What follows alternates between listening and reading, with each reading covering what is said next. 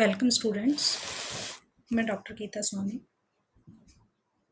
Department of botany, Meera girls college Udaipur से। हमारा आज का टॉपिक है हेट्रोसिस्ट। हेट्रोसिस्ट क्या होती है? सबसे पहली बात आती है कि क्या होती है हेट्रोसिस्ट। हेट्रोसिस्ट एक स्पेशल सेल है, एक विशेष प्रकार की कोशिका है जो कि नील हरित शैवालों के अंदर पाई जाती है। जिसमें नील हरित शैवाल यानी कि साइनोफाइसी, या जिसको हम कहते हैं मिक्सोफाइसी, या उसको हम कहते हैं साइनोबैक्टीरिया। साइनोफाइसी क्लास के फिलामेंटस थैलस वाली स्पीशीज जो हैं, अर्थात साइनोफाइसी के अंदर भी वो स्पीशीज, वो प्रजातियां जिनके अंदर की थैलस तंतुमय होता है, फिलामेंटस होता है, उनके अंदर ये एक विशेष प्रकार की कोशिका पाई जाती है जिसको हम कहते हैं हेट्रोसिस्ट। ये हेट्रोसिस्ट अन्य कायिक कोशिकाओं से अलग होती है। इसका साइज उनसे काफी बड़ा होता है और ये पूरे फिलामेंट के अंदर कुछ कुछ दूरी के ऊपर उपस्थित होती है। थ्रूर पहले वैज्ञानिक थे जिन्होंने 1844 के अंदर 1844 के अंदर सबसे पहले हेट्रोसिस्ट को रिपोर्ट किया था और इन्होंने देखा कि ये नोस्टोकेल्स और स्टाइगोनेमेटेल्स, ये दो ऑर्डर हैं साइनोफाइसी के, नोस्टोकेल्स और स्टाइगोनेमेटेल्स। इसके अंदर जितने भी मेंबर्स पाए जाते हैं एक्सेप्ट ऑसिलेटोरियसी। ऑसिलेटोरियसी फैमिली जो है वो नोस्टोकेल्स की ही फैमिली है, लेकिन ऑसिलेटोरियसी फैमिली के अंदर हेट्रोसिस्ट नहीं होती है। तो हेट्रोसिस्ट किस में होती है? नोस्टोकेल्स और स्टाइगोनेमेटेल्स के अंदर हेट्रोसिस्ट पाई जाती है। इस हेट्रोसिस्ट का निर्माण कई कोशिका से ही होता है, लेकिन फिर भी ये उससे कई कारणों से अलग होती है। वो कौन से कारण है? बेसिकली इसमें सबसे पहला तो है कि इसका साइज बहुत कंपैरेटिवली अन्य कोशिकाओं से बड़ा होता है। दूसरा, इनकी कोशिका भित्ति मोटी होती है। तीसरा पॉइंट कि इनके अंदर जितने भी संचित ग्रेन्यूल्स होते हैं, संचित कणिकाएं होती हैं, वो डिसअपियर हो जाती हैं, विलीन हो जाती हैं, जिसके कारण इसका जो साइटोप्लाज्म है वो समांग, होमोजीनस और ट्रांसपेरेंट दिखाई देता है, पारदर्शी दिखाई देता है। इसके अलावा कोशिका के दोनों सिरों पर या केवल एक ही सिरे पर विशिष्ट पोर पाए जाते हैं, सुस्पष्ट छिद्र पाए जाते हैं। तो ये अन्य कोशिकाओं से इन 4 पॉइंट्स के कारण, इसके अलावा और भी बहुत सारे पॉइंट्स हैं, हम आगे डिस्कस करेंगे, ये हेट्रोसिस्ट जो है वो अलग होती है। ये आप देख सकते हो, ये फिलामेंट्स हैं, ये फिलामेंट्स दिख रहे हैं, इसमें ये सब कोशिकाएं दिख रही हैं जिनके अंदर की ग्रेन्यूल्स भी दिखाई दे रहे हैं हमें, लेकिन ये बीच बीच में ये कोशिकाएं दिखाई दे रही हैं। इन कोशिकाओं के अंदर आप देखेंगे साइटोप्लाज्म जो है वो समांग है, होमोजीनस है, सारा एक जैसा है, कोई ग्रेन्यूल्स नहीं दिखाई दे रहे हैं। और इन कोशिकाओं से इस हेट्रोसिस्ट कोशिका का आकार भी बड़ा है। तो ये हेट्रोसिस्ट है, ये फिलामेंट्स के बीच बीच में पाई जाती है। आप देखो ये फिलामेंट्स के बीच बीच में है। यहाँ पे हम और क्लियर देखें तो ये एक फिलामेंट है, ये नॉस्टॉक का फिलामेंट है। इसके अंदर आप देखो ये हेट्रोसिस्ट है, फिर थोड़ी दूरी पे फिर ये हेट्रोसिस्ट है। तो इस तरह से एक रेगुलर इंटरवल्स के ऊपर ये हेट्रोसिस्ट पाई जाती है और इसका साइज भी आप देख सकते हैं बाकी कोशिकाओं से बड़ा है और इसका साइटोप्लाज्म जो है बिल्कुल होमोजीनस है, सेम चीज इसके अंदर है। और ये जो आपको दिखाई दे रही है पोलर नोड्यूल्स है और यहाँ पर ही छिद्र पाए जाते हैं। इसमें 2 छिद्र पाए जाते हैं, कहीं पर एक छिद्र होता है। हेट्रोसिस्ट की पोजीशन भी फिलामेंट्स के अंदर अलग अलग होती है। जनरली हेट्रोसिस्ट एक होती है और कई बार हेट्रोसिस्ट पेयर्स के रूप में भी पाई जाती है।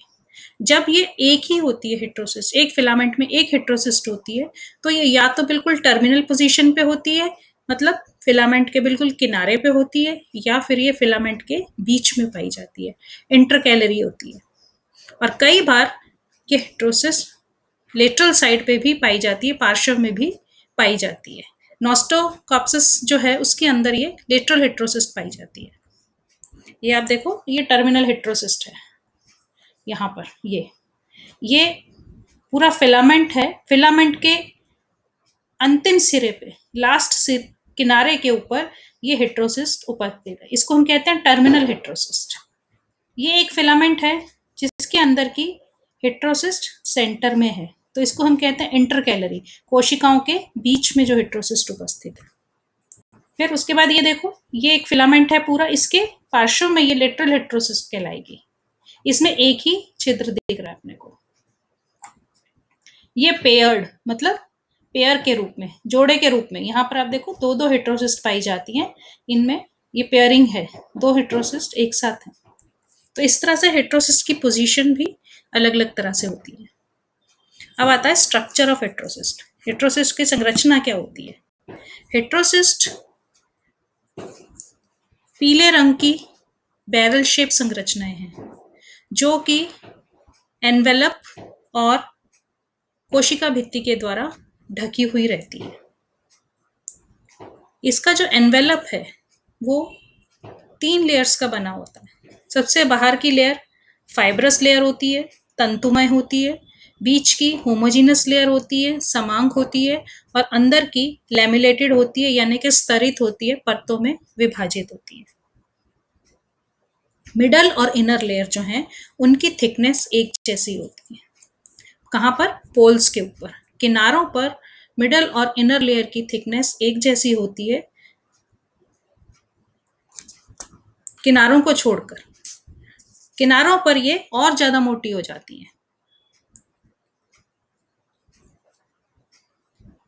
एनवेलप की सारी लेयर्स हेट्रोसिस्ट को पूरी तरह से कवर करके रखती हैं, लेकिन जहां पर हेट्रोसिस्ट वेजिटेटिव सेल से जाकर के जुड़ती है, काई कोशिका से जुड़ती है, वहां पर एनवेलप नहीं होता।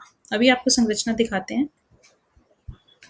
एनवेलप जो है वो सेल मेम्ब्रेन, काई कोशिका की जो सेल मेम्ब्रेन है जिससे ये बनी है हेट्रोसिस्ट, उसी की सेल मेम्ब्रेन से एनवेलप बनता है।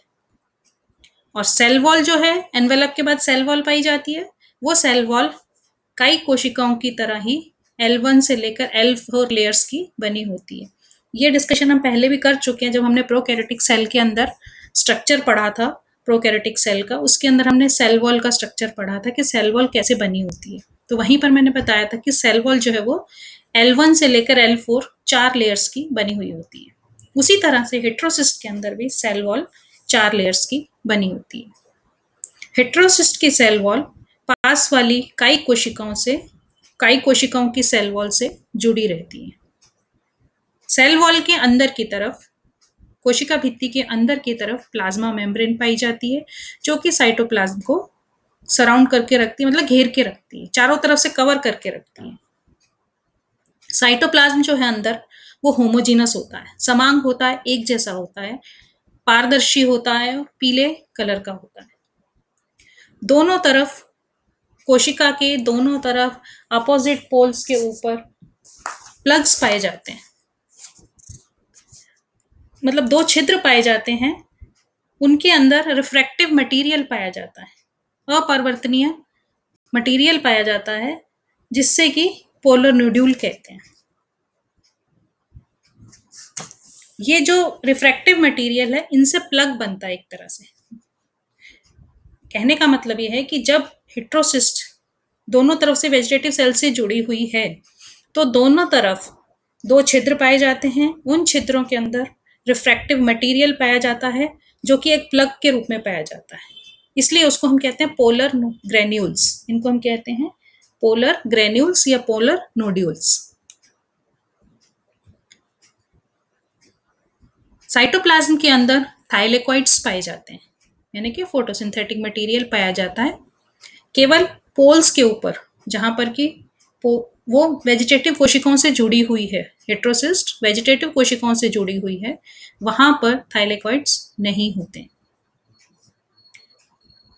थाइलेकोइड्स के अंदर कैरोटीनॉइड्स पाए जाते हैं और थोड़ा बहुत क्लोरोफिल पाया जाता है, लेकिन फाइकोबिलेंस नहीं पाए जाते।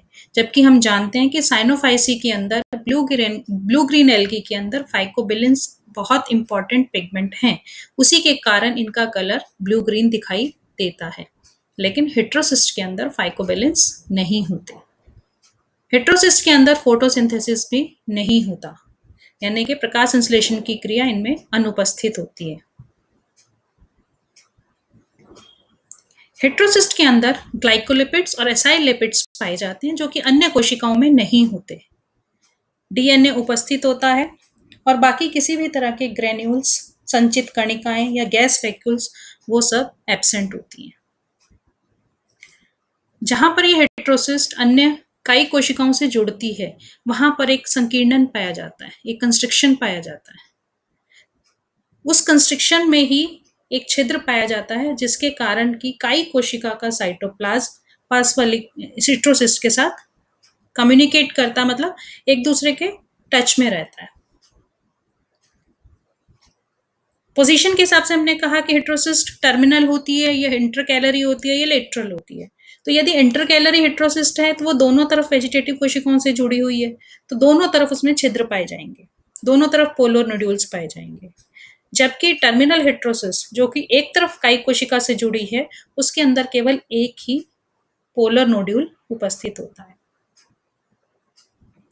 प्लाज्मा मेम्ब्रेन के अंदर प्लाज्मोडेस्मेटा पाए जाते हैं, छोटे छोटे छिद्र पाए जाते हैं जिसके कारण कि एक वेजिटेटिव कोशिका हेट्रोसिस्ट कोशिका के साथ कांटेक्ट में रहती है।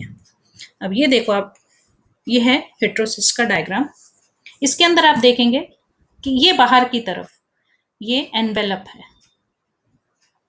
ये एनवेलप, ये सबसे बाहर की तरफ म्यूसिलेजिनस लेयर जो कि फाइब्रस होती है, ये होमोजीनस लेयर और ये लैमिलेटेड लेयर। ये पूरा एनवेलप है, 1, 2 एंड 3, 3 लेयर का ये एनवेलप पाया जाता है।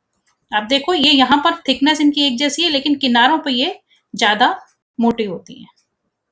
ये तीनों लेयर्स किनारों पे ज्यादा मोटी है। उसके बाद ये जो है ये सेल वॉल है, ये जा रही है, ये सेल वॉल है और ये पास वाली वेजिटेटिव कोशिका की सेल वॉल से जुड़ी हुई है। यहाँ पर ये वेजिटेटिव कोशिका है और यहाँ पर ये वेजिटेटिव कोशिका है। ये सेल वॉल इस सेल वॉल के साथ जुड़ी हुई है। ये पोलर नोड्यूल्स हैं, यहाँ पर रिफ्रैक्टिव मटेरियल पाया जाता है और ये पोलर नोड्यूल्स बने हुए हैं। क्योंकि दोनों तरफ वेजिटेटिव कोशिकाएं हैं तो ये दो पोलर नोड्यूल्स दिखाई देते हैं। यदि ये एक तरफ वेजिटेटिव कोशिका होती तो एक ही पोलर नोड्यूल दिखाई देता। ये छोटे छोटे छिद्र पाए जाते हैं, ये प्लाज्मोडेस्मेटा या पिट कनेक्शंस कहलाते हैं। ये दिख रहे हैं यहाँ पर, ये छोटे छोटे पोर्स हैं जिसके कारण इस कोशिका का साइटोप्लाज्म पास वाली वेजिटेटिव कोशिका के साइटोप्लाज्म के कांटेक्ट में रहता है। इस साइटोप्लाज्म के अंदर आप देखो कुछ भी ग्रेन्यूल्स नहीं दिखाई देते, केवल फोटोसिंथेटिक लैमेला है थोड़े बहुत, लेकिन वो भी फोटोसिंथेसिस नहीं करते। तो ये है हेट्रोसिस्ट का स्ट्रक्चर। और देखें तो ये L1, L2, L3, L4 ये सेल वॉल हो गई अंदर की तरफ, और ये बाहर की तरफ 3 लेयर हो गई, प्लाज्मा मेम्ब्रेन की लेयर और ये होमोजीनस लेयर और ये लैमिलेटेड लेयर, ये बीच में थाइलेकोइड्स, ये सेम ही स्ट्रक्चर है। तो ये हेट्रोसिस्ट का था स्ट्रक्चर। अब बात आती है कि हेट्रोसिस्ट बनती कैसे है। हेट्रोसिस्ट का डेवलपमेंट कैसे होता है। हेट्रोसिस्ट जो है वो वेजिटेटिव कोशिका से ही बनती है, काई कोशिकाओं से ही बनती है। कोई भी एक काई कोशिका 2 कोशिकाओं में विभाजित होती है। ये दोनों कोशिकाओं में से एक कोशिका प्रोहेट्रोसिस्ट जैसे कार्य करती है। कई बार दोनों ही कोशिकाएं हेट्रोसिस्ट जैसे प्रोहेट्रोसिस्ट जैसा कार्य करती हैं तो वो पेयर में बन जाती है। जनरली एक ही कोशिका प्रोहेट्रोसिस्ट मतलब हेट्रोसिस्ट के पहले बनने वाली कोशिका उसके तरह बिहेव करना शुरू कर देती है, और जो दूसरी सेल है वो एज इट इज वेजिटेटिव काई कोशिका की तरह, ये वेजिटेटिव कोशिका की तरह कार्य करती रहती है। अब जो एक सेल बन गई, 2 में से एक सेल जो है जो प्रोहेट्रोसिस्ट है वो साइज में बड़ी हो जाती है और अपने चारों तरफ एक मल्टी लेयर्ड बहुस्तरीय एनवेलप सिक्रीट करती है जो कि सेल वॉल के बाहर होता है। क्योंकि सेल वॉल तो इसको वहीं से मिल जाती है, पेरेंट सेल से ही मिल जाती है, और अपने बाहर की तरफ सेल वॉल के बाहर की तरफ ये प्रोहेट्रोसिस्ट एक एनवेलप सिक्रीट करती है। अब इसमें दोनों तरफ पोर्स बन जाते हैं। अगर एक तरफ वेजिटेटिव कोशिका है तो एक तरफ पोर बनेगा, यदि दोनों तरफ वेजिटेटिव कोशिकाएं हैं तो दोनों तरफ पोर्स बन जाते हैं। इन पोर्स के कारण ही साइटोप्लाज्म जो है वो काई कोशिका के कांटेक्ट में रहता है। धीरे धीरे अब इस कोशिका में से ग्रेन्यूल्स डिसअपियर होने शुरू हो जाते हैं और थाइलेकोइड्स की भी संख्या कम हो जाती है। धीरे धीरे जैसे जैसे ये प्रोहिट्रोसिस्ट अब हिट्रोसिस्ट में कन्वर्ट होने लगती है, तो रिफ्रैक्टिव मटेरियल के कारण, रिफ्रैक्टिव मटेरियल जो उसके अंदर प्रेजेंट है साइटोप्लाज्म के अंदर, उसके कारण जो पोर्स हैं उनमें प्लग बनने शुरू हो जाते हैं, जिसको हम पोलर नोड्यूल्स या पोलर ग्रेन्यूल्स कहते हैं। जब ये पोलर ग्रेन्यूल्स बन जाते हैं, पूरी तरह से मैच्योर हो जाती है जब ये हिट्रोसिस, तो पास वाली कोशिका से इसका कनेक्शन भी टूट जाता है।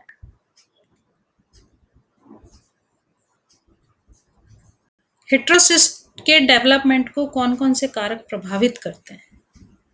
Factors affecting development of heterocyst. Heterocyst में ब्लू ग्रीन लाइट जो है वो हिट्रोसिस्ट के बनने को रोकती है, जबकि व्हाइट और रेड लाइट हिट्रोसिस्ट के बनने को सपोर्ट करती है। इसी तरह से यदि पानी के अंदर फॉस्फेट सॉल्ट्स की कंसंट्रेशन ज़्यादा है तो हिट्रोसिस्ट का फॉर्मेशन बढ़ता है, हिट्रोसिस्ट की संख्या बढ़ती है। यदि मैग्नीशियम और आयरन नहीं है पानी के अंदर तो हिट्रोसिस्ट नहीं बनती है।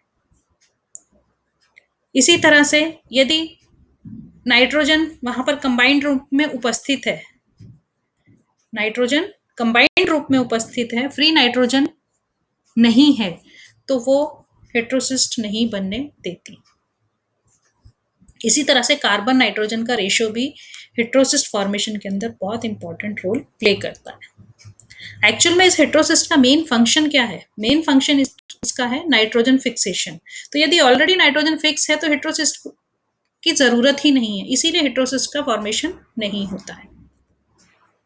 अब आता है फंक्शंस ऑफ हिट्रोसिस्ट।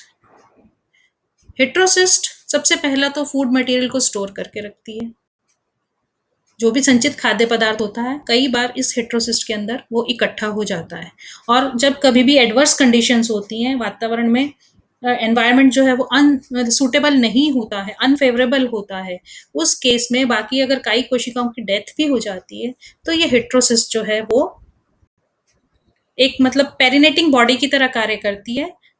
ये जो अनफेवरेबल कंडीशन है वहां से अपने आप को बचा के रखती है, और जैसे ही कंडीशंस फेवरेबल आती हैं ये हिट्रोसिस्ट अंकुरित होकर कई बार नया पादप बना सकती है। दूसरा इसका इंपॉर्टेंट काम है नाइट्रोजन फिक्सेशन। ये हिट्रोसिस्ट नाइट्रोजन को फिक्स करती है, इसके अंदर बहुत सारे एंजाइम्स पाए जाते हैं जिनके कारण कि ये नाइट्रोजन को फिक्स करती हैं। फिर ये हिट्रोसिस्ट हमने कहा कि फिलामेंटस फॉर्म्स के अंदर पाई जाती है, जहां पर थैलस फिलामेंट्स के रूप में होता है, तंतुमय होता है।